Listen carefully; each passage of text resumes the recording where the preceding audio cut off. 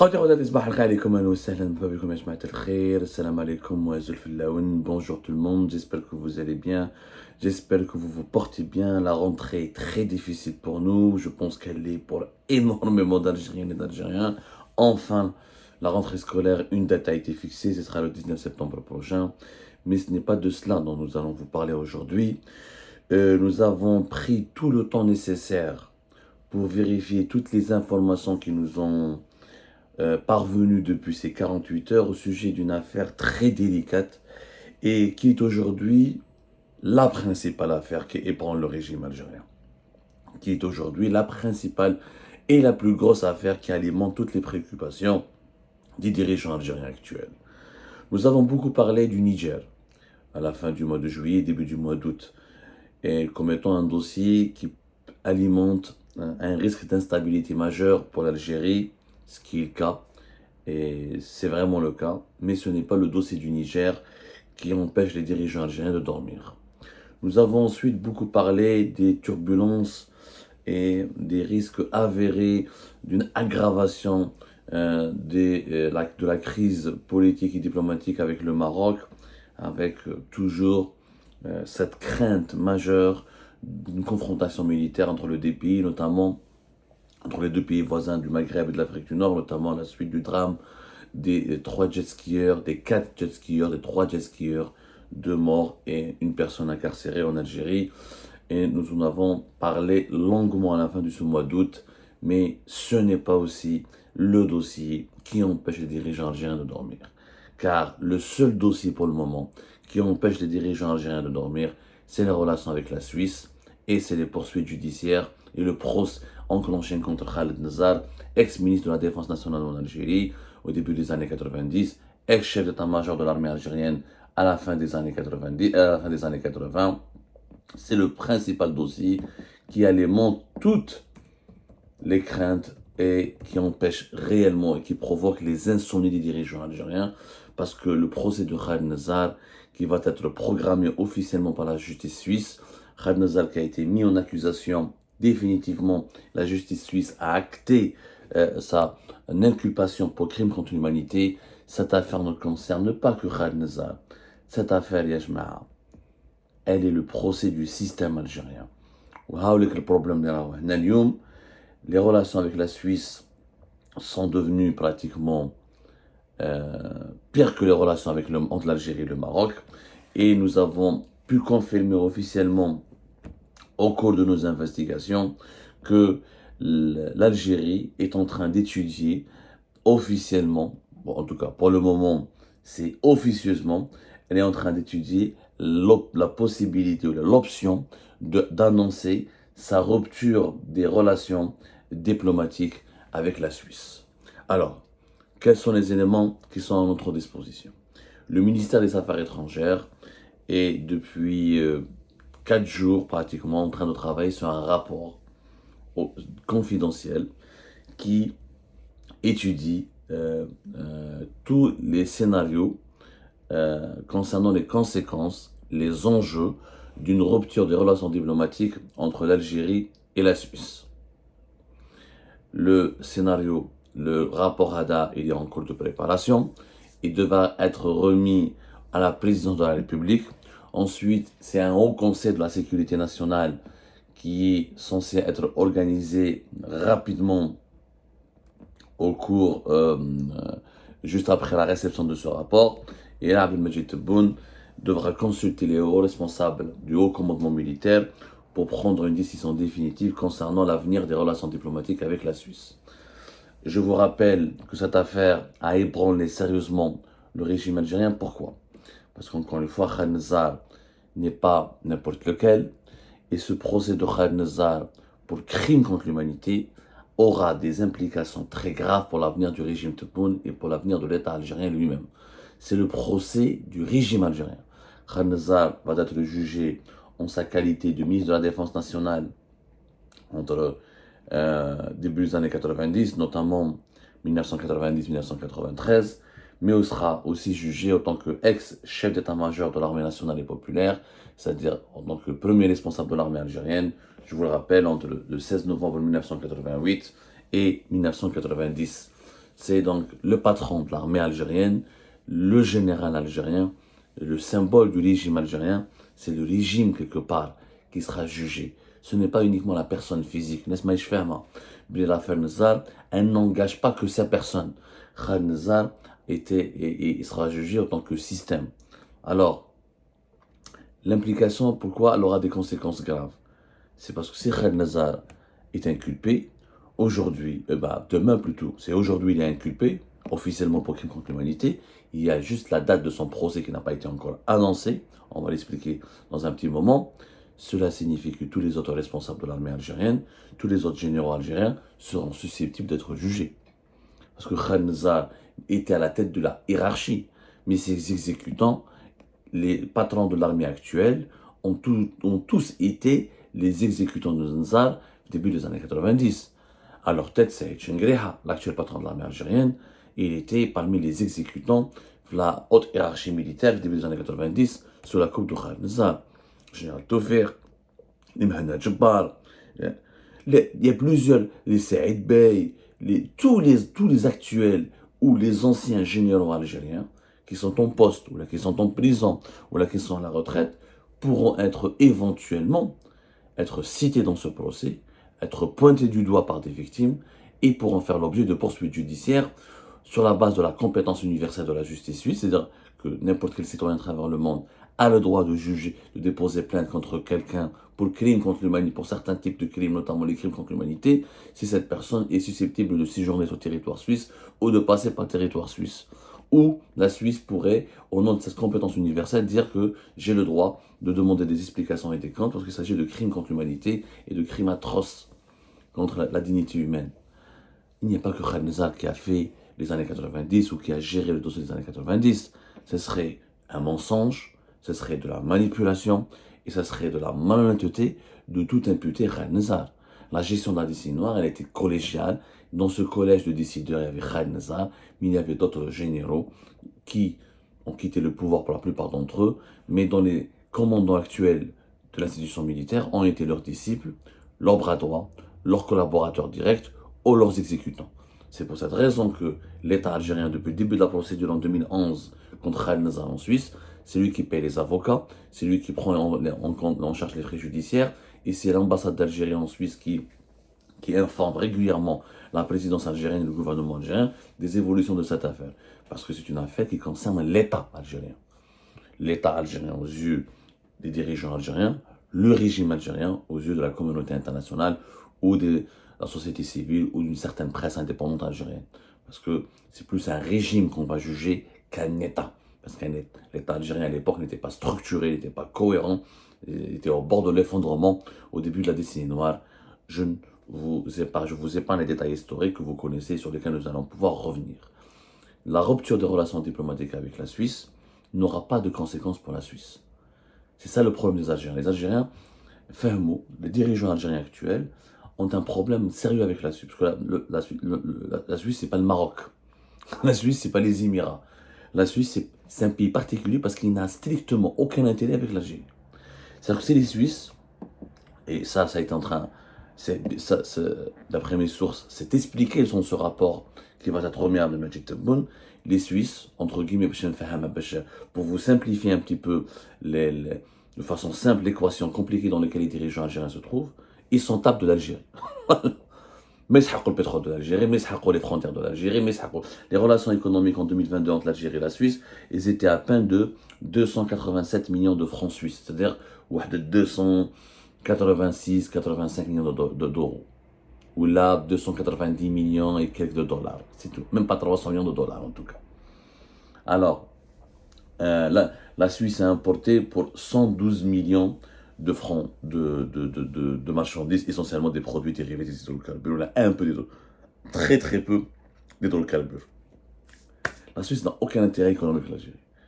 La Suisse est un pays riche, très très riche, parmi les PIB par habitant les plus élevés au monde, parmi les pays les plus prospères au monde, parmi les pays, le PIB de la Suisse, c'est plus de 800 milliards de dollars. La Suisse est pratiquement 8 fois plus riche que l'Algérie. C'est un pays qui abrite en plus une rupture des relations diplomatiques avec la Suisse. Ça a des conséquences très graves pour l'Algérie. Pourquoi? Parce que la Suisse abrite une grande place financière.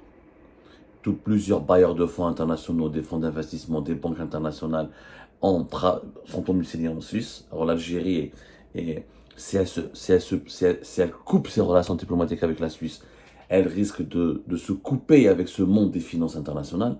Or l'Algérie elle a des réserves de change qui sont en dollars. C'est pas la Suisse, c'est pas les États-Unis d'Amérique, mais des grandes banques américaines et de grands fonds d'investissement sont basés en Suisse. C'est surtout le risque donc de froisser les investisseurs internationaux. Ça va renvoyer un très mauvais signal au moment où l'Algérie cherche à se diversifier son économie. Sonatrach a une filiale en Suisse, une filiale importante en Suisse. J'avais fait Lugano. Donc, si l'Algérie rompt ses relations avec la Suisse, il y aura des problématiques très graves. Il y aura des problématiques assez graves.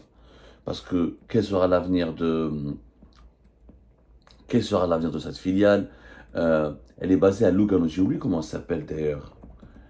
Elle est basée à Lugano. J'ai oublié. C'est une filiale assez importante. Voilà. Voilà, la Samco. Elle s'appelle Samco. Samco Sonatrach, vous pouvez la lire.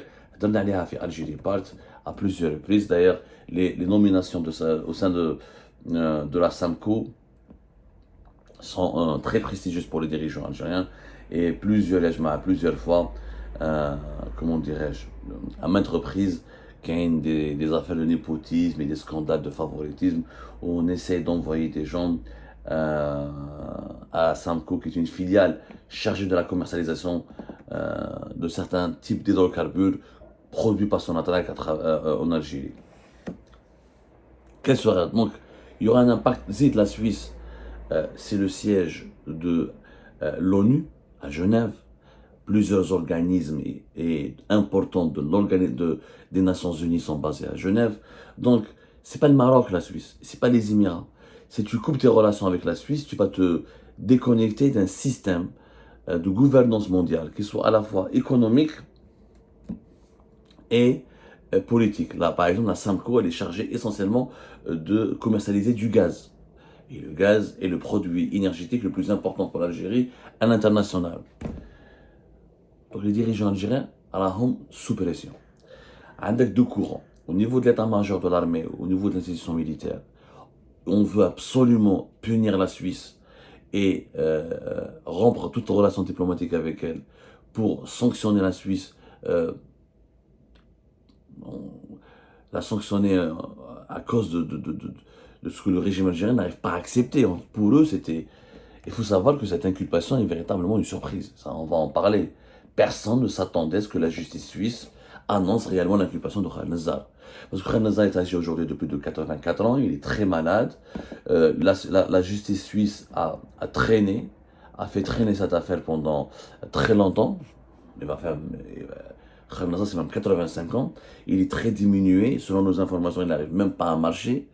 Et beaucoup d'ailleurs, les plaignants, la principale ONG qui était partie prenante de ce conflit judiciaire et qui a enclenché cette poursuite judiciaire contre Khaled Nazar, en 2021, en 2022, elle a exprimé ses craintes et elle a pensé, même les autorités suisses étaient accusées par cette ONG, par plusieurs militants des droits de l'homme et des observateurs de l'affaire Nazar, la Suisse était en train de ralentir le processus judiciaire parce qu'elle espérait que Khaled Nazar va mourir et que l'action judiciaire va s'éteindre. Et comme ça, elle n'aura pas de problème diplomatique avec l'Algérie. Mais à la surprise générale, fin août 2023, la justice suisse a décidé d'intervenir. Et les dirigeants algériens étaient choqués. Parce que ni les services secrets algériens, ni le commandement militaire, ni la diplomatie algérienne ne s'attendaient à une réaction aussi brutale de la justice suisse. Cette affaire, l'Algérie, les dirigeants algériens avaient cru, ils avaient, de la part de certains intermédiaires avec la Suisse, de la part de certains lobbies proches de la Suisse, de la part de certains lobbies sécuritaires et économiques, avaient pensé ou avaient l'information comme quoi que la Suisse n'allait jamais annoncer la programmation définitive du procès Nazar parce qu'il est très âgé, 85 ans, on attendait tous qu'il meure et juste après sa mort, il y aura une extinction de l'action judiciaire. Ça n'a pas été le cas. D'ailleurs, en quoi l'affaire Nazar est particulièrement, elle aura un retentissement international.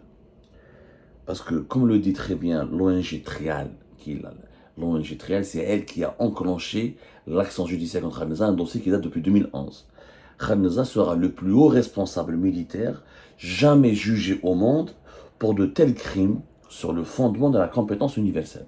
Ça, c'est la première fois qu'un pays comme la Suisse, pays souverain, décide de juger un responsable d'un autre État souverain, qui est l'Algérie, sur le principe de la compétence universelle, c'est-à-dire que le droit que des juges puissent se prononcer sur des crimes atroces comme des crimes contre l'humanité qui ont été commis dans un autre pays, mais dont les plaintes ont été déposées par des victimes qui ont séjourné ou qui vivent en Suisse, contre des responsables d'un État souverain. Lorsqu'il y a des crimes contre l'humanité, ou il y a certains types de crimes qui touchent l'intégrité humaine, on parle de la compétence universelle. On estime que les juges de certains pays, comme la Suisse, la Belgique, essaient de développer cette compétence universelle.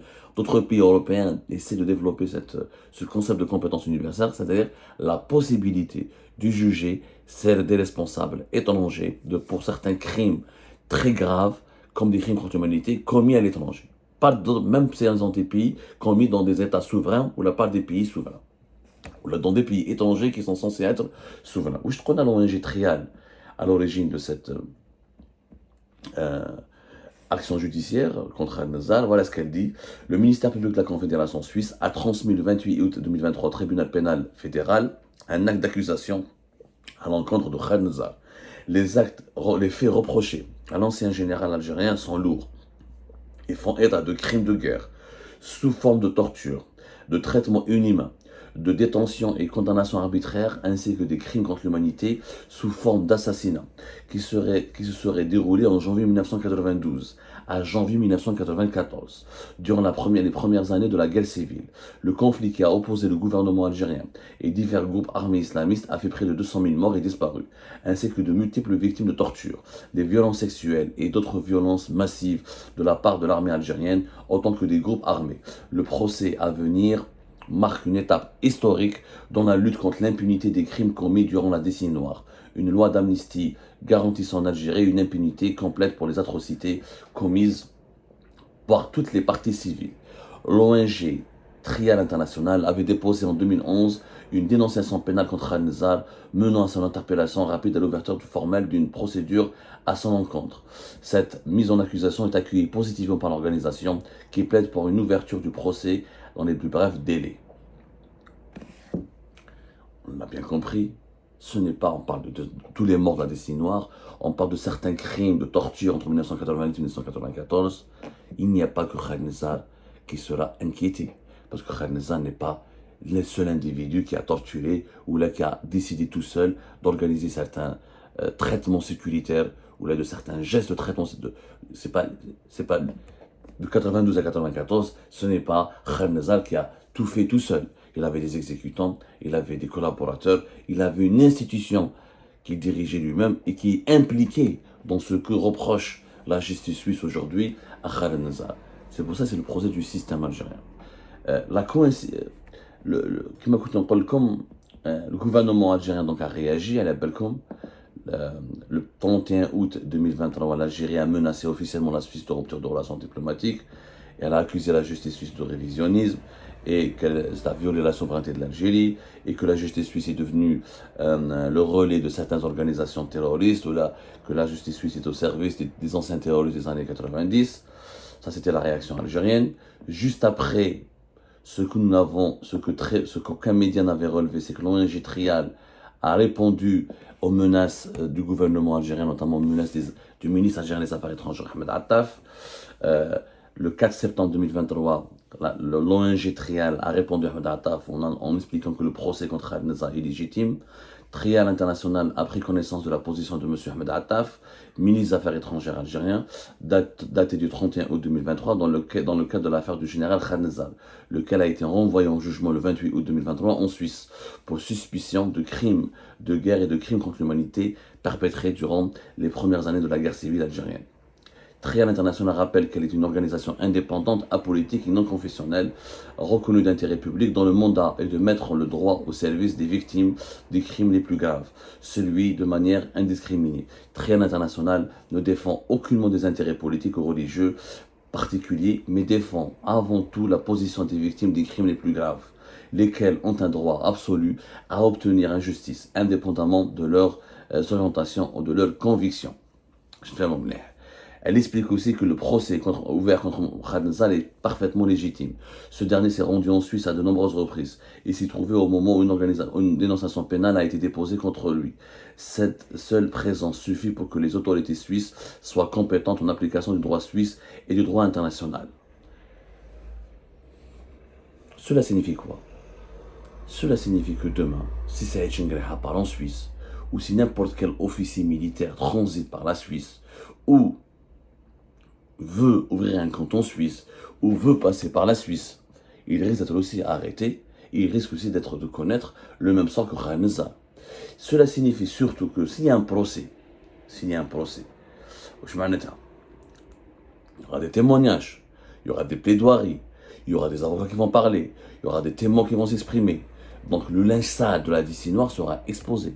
Et les accusations très graves contre non seulement Khaled Nzar, mais d'autres hauts responsables de l'État algérien seront rendues publiques. Dans un moment géopolitique très particulier. Le procès Hada en 2023, c'est pas le monde de 2023, ce n'est pas le monde à 2014 ou à 2015. Pourquoi? Nous sommes dans un monde où il y a la guerre en Ukraine, où il y a la crise au Niger, où il y a la crise avec le Maroc, où le régime Tebboune a des problèmes avec plusieurs monarchies importantes du Golfe. Au moment où Abdelmajid Tebboune s'était rapproché de la Russie de Poutine, au moment où Abdelmajid Tebboune avait déclaré que Poutine était l'ami de l'humanité, au moment où Abdelmajid Tebboune a signé une convention d'entraide, un accord de coopération stratégique avec la Russie, c'était le 16 juin 2023, qui fait de l'Algérie l'allié militaire attitré de la Russie de Vladimir Poutine.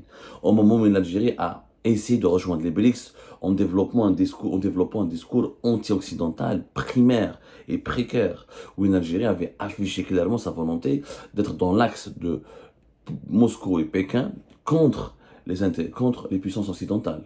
C'est dans ce cadre-là que ce procès a été, dans ce contexte-là très brûlant que ce procès Nzar a été, que l'inculpation officielle pour crime contre l'humanité de Khaled Nzar et pour crime de guerre et crime contre l'humanité a été annoncée. Et je rappelle que ce qui est quand même exceptionnel, c'est que le 31 août 2023, ce n'est pas l'Algérie qui a convoqué l'ambassadeur de Suisse pour s'expliquer avec lui, ce n'est pas l'Algérie qui a entamé les premières démarches pour parler avec les autorités suisses, c'est les autorités suisses qui ont contacté les autorités algériennes. C'est l'équivalent du ministre des Affaires étrangères suisse, Ignazio Cassis, qui a contacté Ahmed Attaf, le chef de la diplomatie algérienne, pour l'avertir, pour l'informer que la justice suisse va programmer officiellement le procès de Khaled Nzar pour crime contre l'humanité. C'est une démarche inédite. L'Algérie n'a pas pris des sanctions contre l'ambassadeur de Suisse, ne l'a pas expulsé, ne l'a pas convoqué, et c'est les Suisses qui ont appelé pour informer les Algériens, pour s'expliquer avec eux. Ensuite, il y a eu ce communiqué très sévère, très dur, mais voilà quoi. Pour le moment, ça reste que de la parlotte. Parce qu'encore une fois, rompre les relations diplomatiques avec la Suisse, ça a des implications politiques et économiques importantes pour l'Algérie. Tebboune est dans une situation indélicate. Et pourquoi cette affaire risque de l'ébranler, de le vaciller?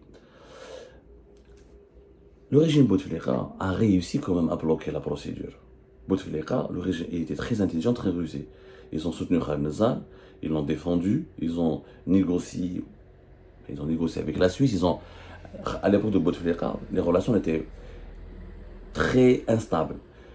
Bouteflika, son régime a essayé de séduire la Suisse pour la convaincre de ne pas aller très loin dans cette procédure. À partir de 2017-2018, il y a eu l'arme de la sanction économique et les relations entre les deux pays ont été pratiquement gelées. Les relations entre la Suisse et l'Algérie sont devenues superficielles. Comme les échanges économiques, c'est même pas 300 millions de dollars.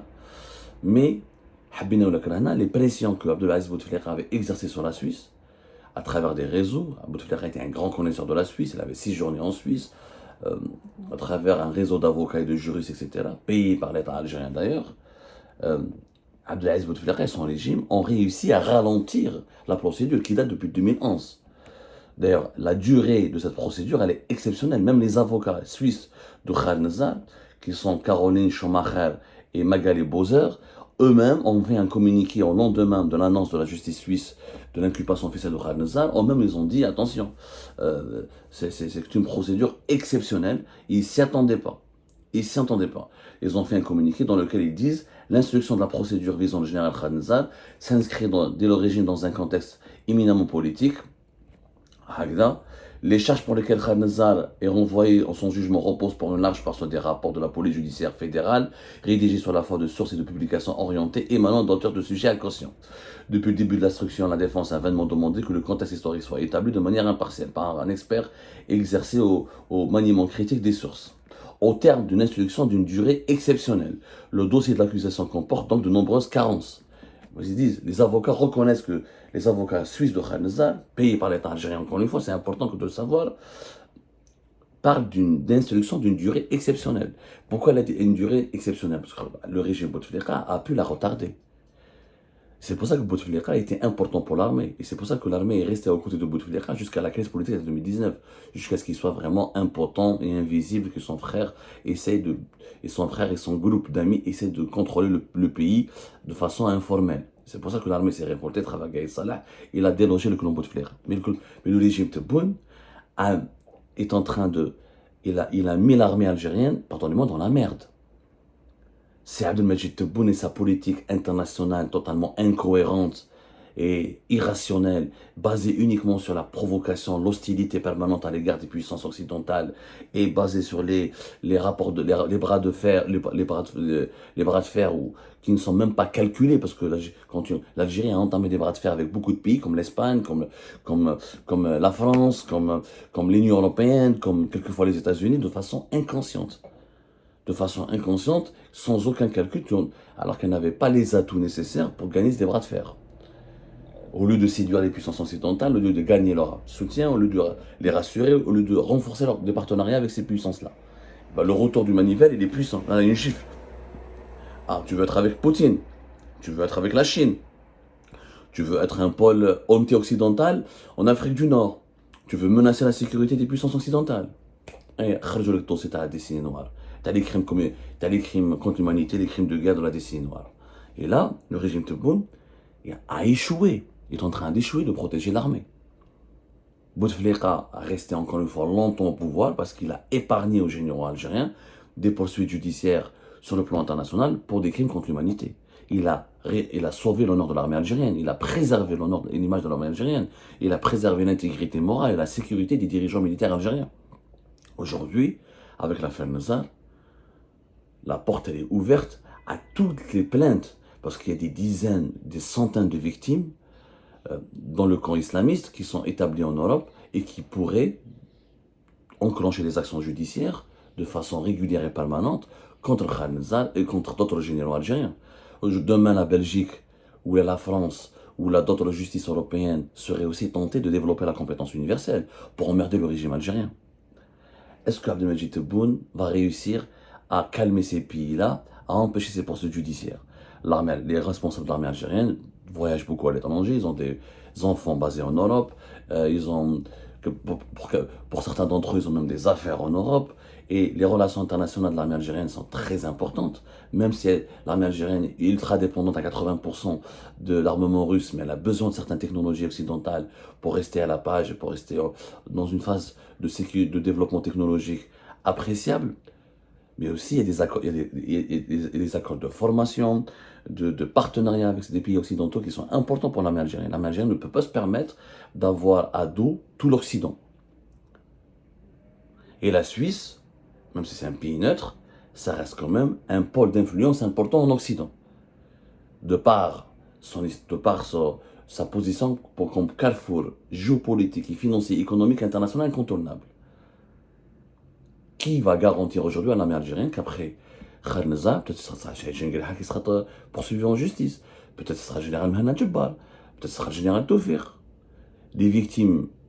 D'autres victimes seront encouragées à déposer plainte, à saisir l'ONG trial et à aller encore plus loin.